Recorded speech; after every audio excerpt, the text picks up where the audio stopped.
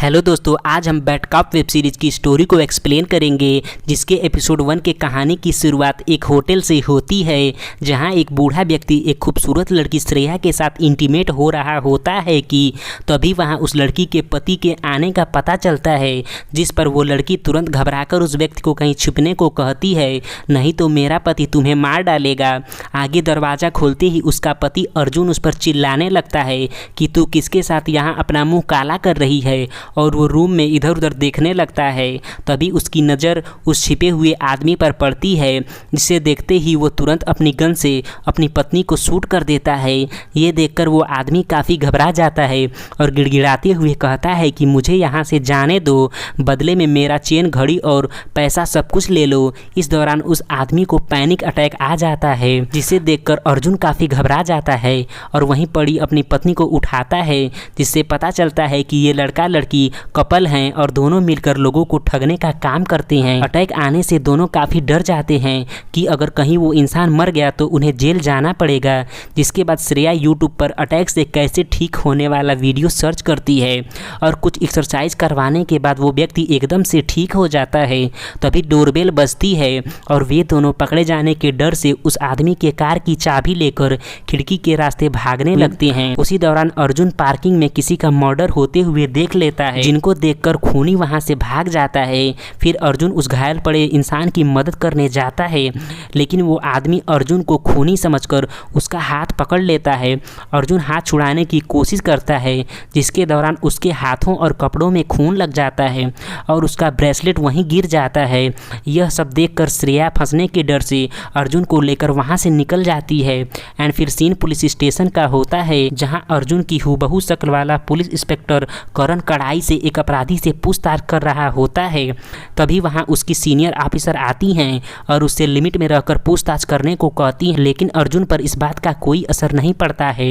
And फिर scene past में shift होता है, जहां कुछ शिकारी जंगल में हाथी का शिकार करके उसका दांत निकाल रहे होती हैं। फिर सीन मुंबई के एक फेमस गुंडे कस्बे का होता है, जो बप्पा की पूजा करने के लिए जेल से बाहर आया होता है।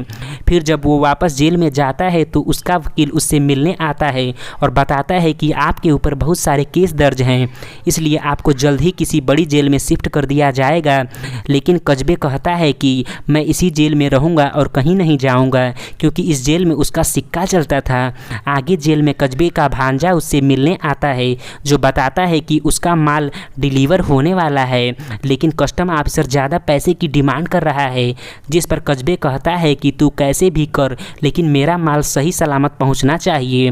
कस्बे का भांजा चाहता तो उस कस्टम ऑफिसर को ठिकाने लगा देता, लेकिन उसे डर था कि अगर उसने कस्टम ऑफिसर को छुआ तो पुलिस उसे नहीं छोड़ेगी। फिर सीन फ्लैशबैक में मर्डर वाले होटल का होता है, जहां आरिफ खान नाम का CIB ऑफिसर मर्डर के इन्वेस्टिगेशन के लिए आता है, जो मरे हुए इंसान का नाम आनंद मिश्रा बताता है, क्योंकि वो मरा हुआ आदमी आरिफ का बेस्ट फ्रेंड होता है। तभी पुलिस वाले आरिफ से बताती हैं कि इसी होटल में एक लड़के और लड़की ने मिलकर एक शख्स को ठगा और उसकी कार लेकर रफूचक्कर हो गए। फिर आरिफ डेड बॉडी की इंस्पेक्शन करता है और उसे उसकी अंगुलियों में कुछ मिलता है, जिसका वो DNA जांच के लिए लैब भेज देता है।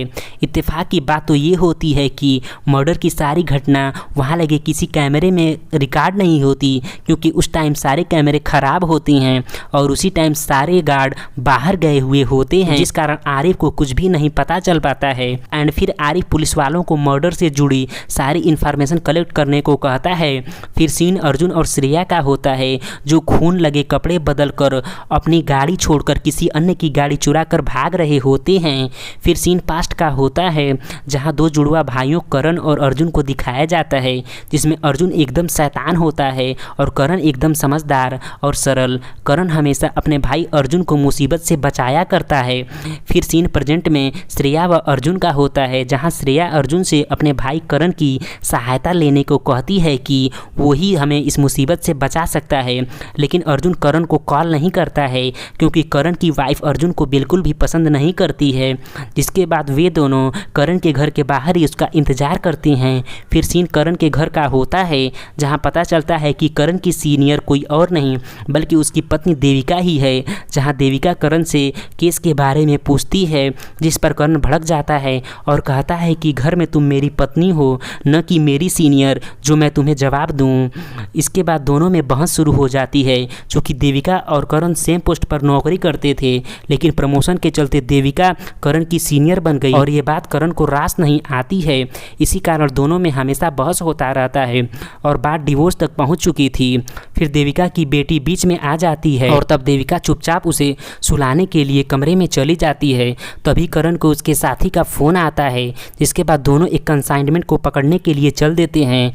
घर के बाहर खड़ा अर्जुन भी करण के पीछे चला जाता है उससे बात करने के लिए। एंड फिर करण लोकेशन पर पहुंच जाता है, लेकिन वहां कुछ भी नहीं होता है। तभी देविका को किसी का फ़ोन आता है जो बताता है कि जहां करण सर कंसाइनमेंट पकड़ने गए हैं वहां उनकी जान को खतरा है। तुरंत ही देविका करण को कॉल करती है, लेकिन करण मोबाइल गाड़ी में ही छोड़कर बाहर निकल जाता है, जिस कारण देविका का फ़ोन पिक नहीं होता है। तभी वहां अर्जुन मौका देखकर करण से सब कुछ बताने ही वाला होता है कि वहां फायरिंग शुरू हो जाती है। गुंडों से लड़ाई करने में करण का दोस्त मारा जाता है, जिसके बाद करण अर्जुन जान बचाकर वहां से भागने लगते हैं और किसी समुद्र में कूदने ही वाले होते हैं कि उन दोनों को भी गोली लग जाती है। एंड फिर देविका की टीम करण को ढूंढ लेती है और हॉस्पिटल ले जाती है, जहां देविका करण से मिलती है जो काफ़ी घायल हो चुका था। दूसरी तरफ फोरेंसिक वाले पता लगा लेते हैं कि मरे हुए व्यक्ति के नाखून में अर्जुन का ही डीएनए है।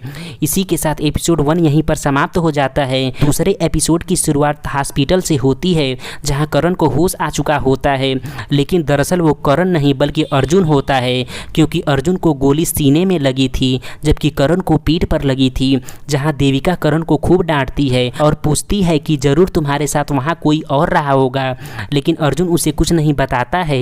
यहाँ तक कि वह यह भी नहीं बताता है कि वो करण नहीं अर्जुन है। फिर सीन हाथी दांतों की तस्करी का होता है, जहाँ पता चलता है कि करण को मरवाने के पीछे फेमस गुंडे कजबे का हाथ है, क्योंकि करण ने उसकी नाक में दम कर रखा था। जिसके बाद कजबे अपने भांजे को डांटता है कि तुमको एक काम दिया था वो भी ढंग से नहीं कर पाए, अगर पुलिस को हमारी भनक भी लग गई तो वे किसी को नहीं छोड़ेंगे। डांट से गुस्सा होकर कजबे का भांजा कहता है कि इस मैटर को मैं ही सॉल्व करूंगा, इसके लिए आपको बाला या किसी और को बुलाने की ज़रूरत नहीं है। दूसरी तरफ सीन आरिफ का होता है, जहां आरिफ को करण के बारे में सब कुछ पता चलता है।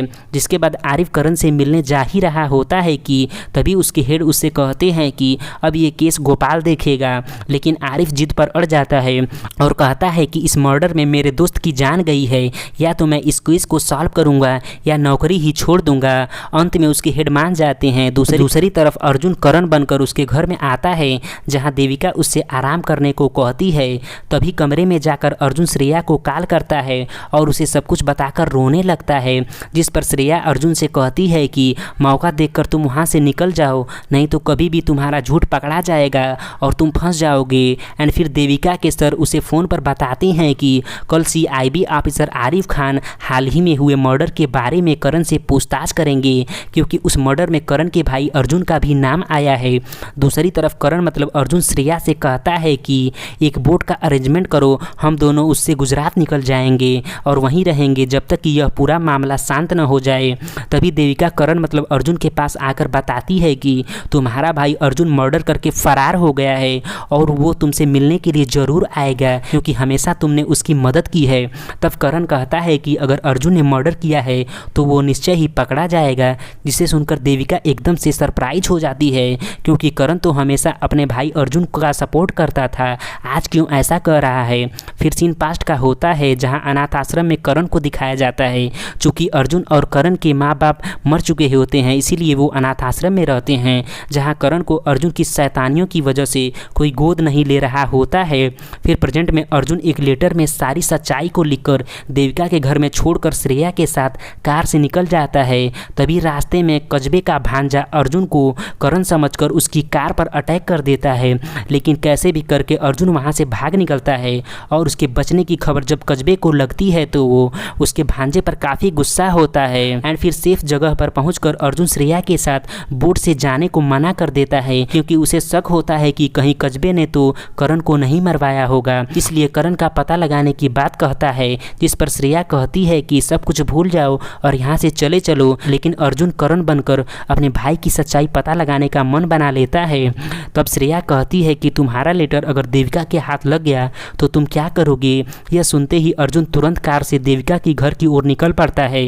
दूसरी तरफ देविका पानी लेने के लिए निकलती है कि उसकी नज़र उस लेटर पर पड़ती है और जैसे ही वो उस लेटर को पढ़ने वाली होती है तभी वहाँ अर्जुन मतलब करण पहुँच जाता है और वो लेटर न पढ़कर उससे पूछने लगती है कि तुम रात में कहाँ गए थे। तभी डोरबेल बजती है जहाँ डोर पर आरिफ खान नज़र आता है जो शायद करण से पूछताछ करने आया होता है। और यहीं एपिसोड 2 ख़त्म हो जाता है। बाकी के एपिसोड रिलीज होते ही आपको उसकी स्टोरी मिल जाएगी। तब तक के लिए धन्यवाद।